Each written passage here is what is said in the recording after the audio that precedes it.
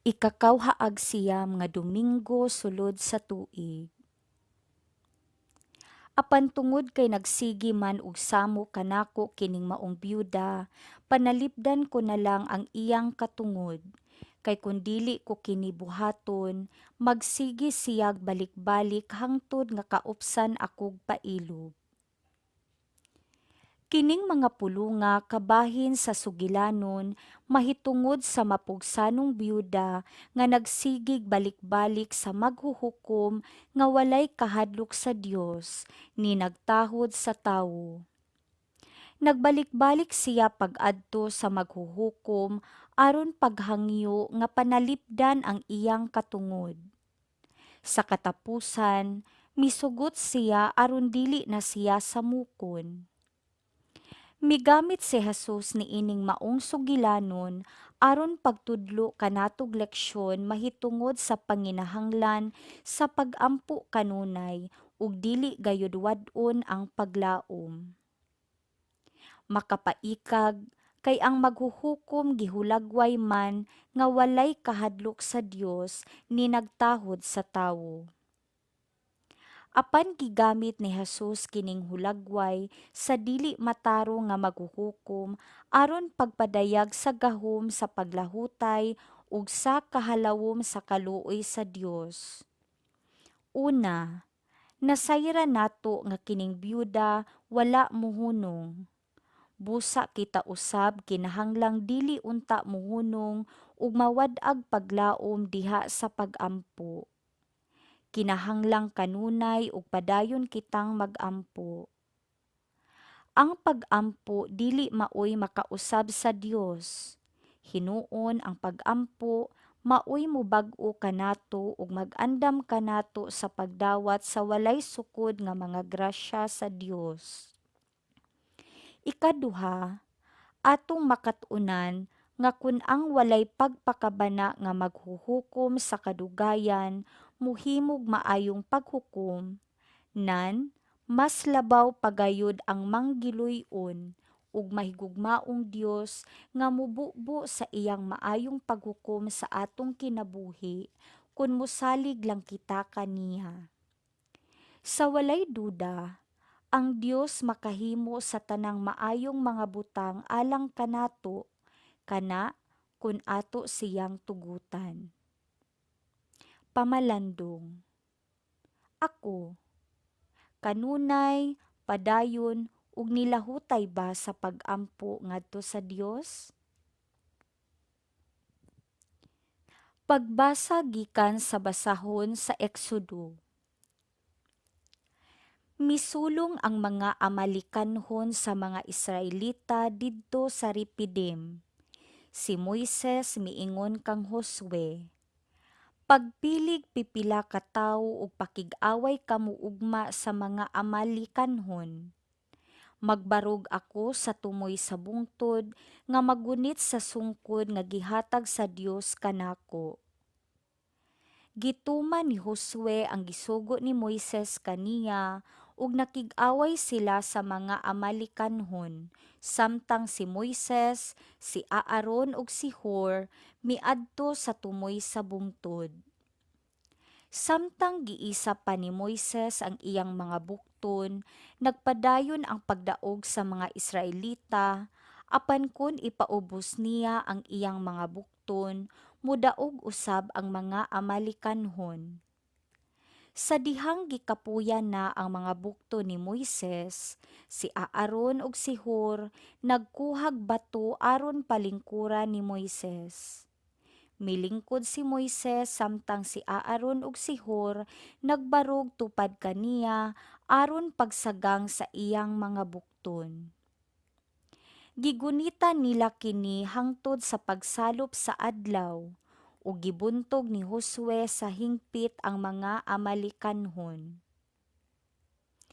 Ang pulong sa Ginoo. Salmo responsoryo. Ang atong hinabang gikan sa Ginoo nga nagabuhat sa langit ug sa yuta.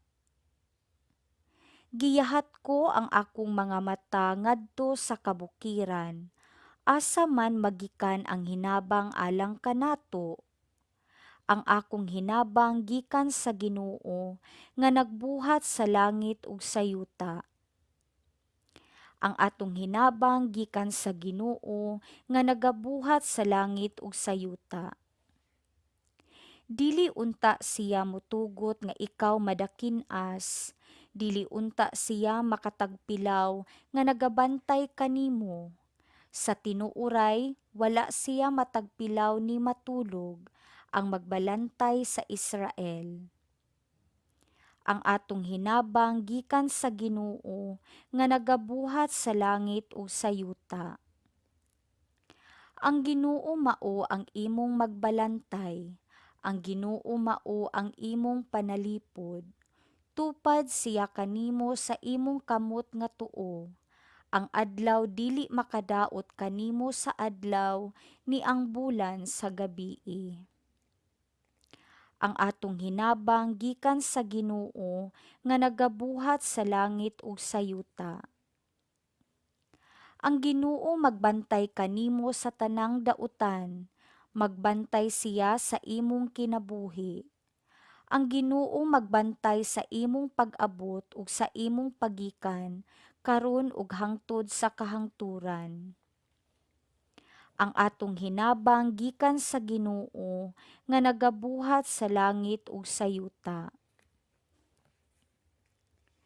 Pagbasa gikan sa ikaduhang sulat ni San Pablo ngadto kang Timoteo.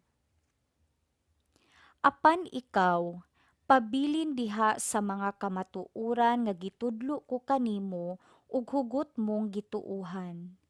Kay nakaila ka man sa nagtudlo kanimo niini, ug nasayod ka nga sukad pa sa imong pagkabata, nagbasa ka na sa balaang kasulatan nga arang makahatag kanimog kaalam nga maghatod ngadto sa kaluwasan pinaagi sa pagtuo kang Kristo Jesus.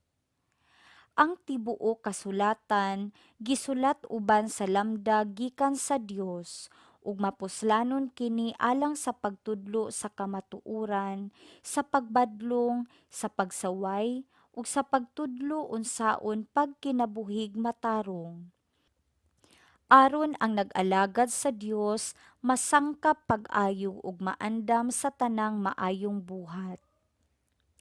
Awhagon ko ikaw at tubangan sa Dios ug ni Kristo Jesus nga maoy maghukom sa tanang tawo, buhi kun patay, nga tungod kay mubalik man siya ug tungod sa iyang gingharian, pagkugi kanunay, pagwali sa mensahe.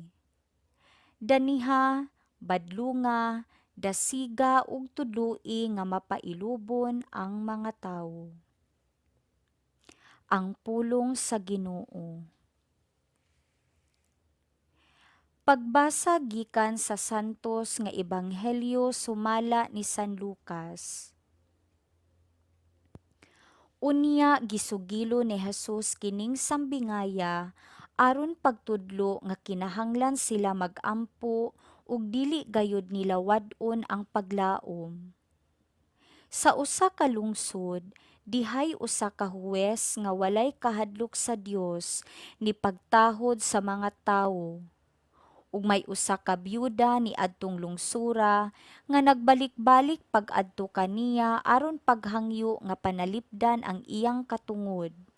Nagkanayon siya, tabangi intawon ako batok sa akong kaatbang. Sulod sa taas nga panahon, ang maghuhuko midumili pagtabang, apan sa katapusan miingon siya sa iyang kaugalingon. Bisan tuod wala ako'y kahadlok sa Dios ni pagtahod sa mga tawo, apan tungod kay nagsamok man kanako kining maong byuda, paningkamutan ko nga kapanalipdan ang iyang katungod. Kay kung dili ko kini buhaton, magsigi siyag balik-balik hangtod nga kaupsan akog pailog. Ug mipadayon ang Ginoo. Pamatian ninyo ang gisulti ni adtong daotang huwes. Karon, dili ba ang Dios maghukom dapig sa iyang kaugalingong katawhan nga nagpakitabang kaniya sa adlaw ug sa gabii? Maglangan ba siya sa pagtabang kanila? Sultihan ko kamo nga maghukom siya dapig kanila ug dalion niya ang pagbuhat niini. Apan makakaplag ba kaha og pagtuo ang anak sa tawo dinhi sa kalibutan sa iya unyang pag-abot? Ang Ebanghelyo sa Ginoo.